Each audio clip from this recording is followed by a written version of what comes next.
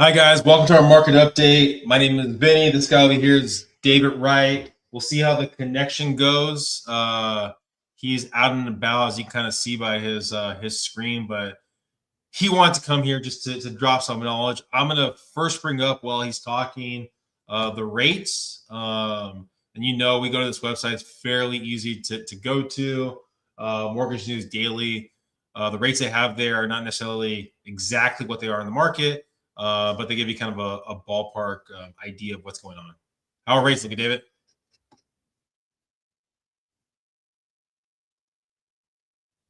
Oh, no sound. Okay, so we got no sound with David. We'll see what happens there as he's coming through. But you all see the clicker below right now where we're sitting. David, I still can't hear you. Yeah, so I can't. We still can't hear you. But anyway, you might have to log out, log back in. That's why you love live, guys. But you see the clicker happening below, and you'll see that we currently have roughly about 4,300 properties active on the market. We're slowly trickling down. I think the last time we did this was the 5th of December. I think we were at 4,600, 4,500, somewhere in that window. We'll probably get by the next, 2 weeks. Probably about 4,039, somewhere in that kind of ballpark. And then usually what happens is we trickle ways back up after people start putting their properties back in the market in kind of like middle of January. You want to try to talk, David? You think you got it? It's still nothing. Yeah, so we'll see what happens with David's stuff. But yeah, so that's kind of like what usually happens with market rates, as you can kind of see. How I have up. Oh, there you are. I can hear you now. Can you hear me now? Yeah. Okay, so sorry about that. I am out and about. I'm on top of in the UTC La Jolla area where there is no cell phone reception. So if you've been watching our show before, we told you rates are usually lower before the Fed does anything. So as you know, the Fed lowered rates last week. The rates were lower then than they are now. And that's why you want to work with people who are paying attention to the market, because interest before it makes some adjustments to come back down. Now, do I think it's going to come down a little bit more from this uptick? Yes, I do. But it is going to take some time.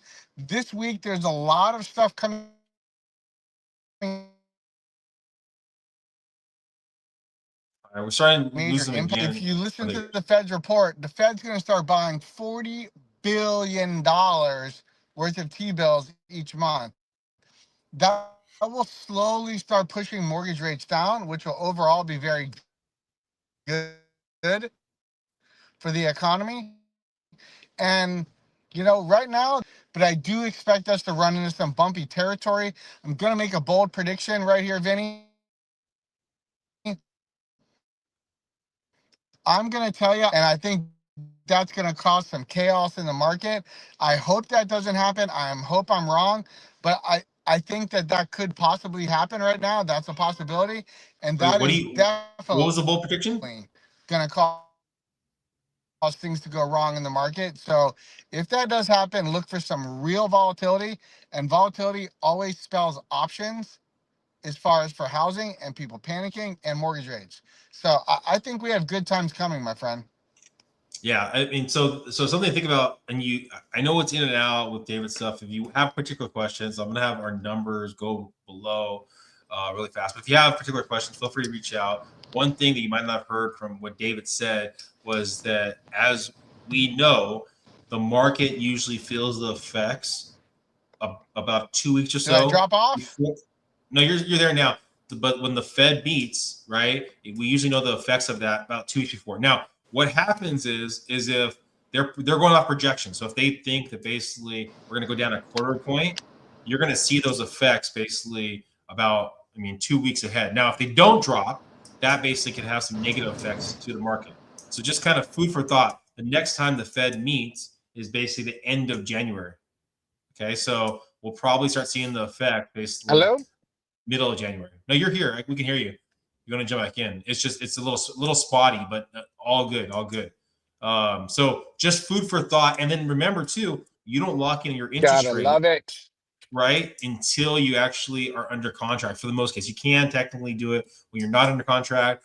So if you're thinking that the rates are going to go a little better, right, then you're probably going to want to start looking probably maybe end of this year, beginning of next year, right? So you kind of like have someone watch the market, because as you kind of see, I'm going to bring this back up.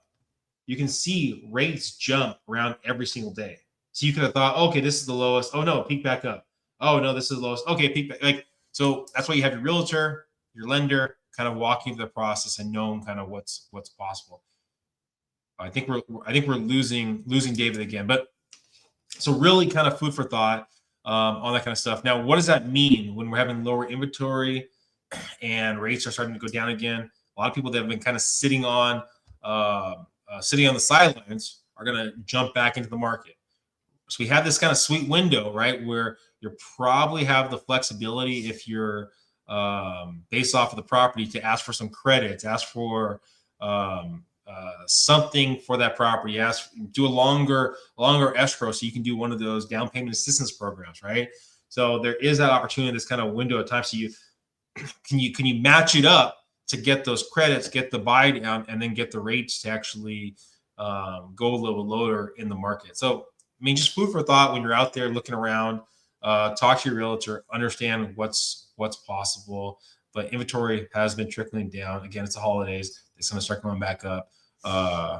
We lost Dave right there. But anyways, if you have particular questions about your situation, give myself or David a call.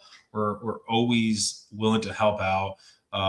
And just know, I mean, let me see if I'll pull it up fast. The list price is not the price that they're going to accept. I mean, it can go higher, it can go lower, but to give you kind of a reference point, let me just show this real fast right here.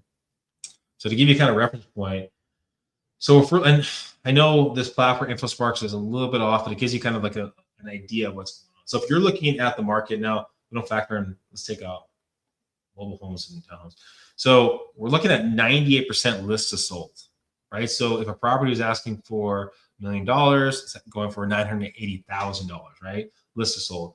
Now, if you're buying in April, closer to 100%, right? So knowing what's doable and what's possible with the market, but the sky's not falling. Yes, we have, I mean, closer to 2 months than we had 3 months, but really a balanced market, however you want to spin it, is roughly about 6 months of inventory. So if you have any particular questions, again, about your situation, please call below.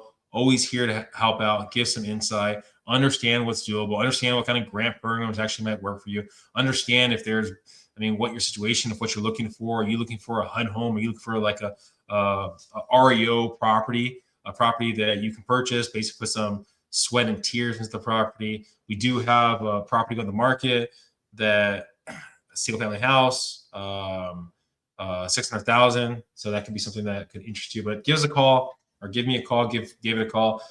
Any sort of questions that you might have. Appreciate you watching. Please subscribe, please share, and go for myself or go find David. Talk soon. Bye.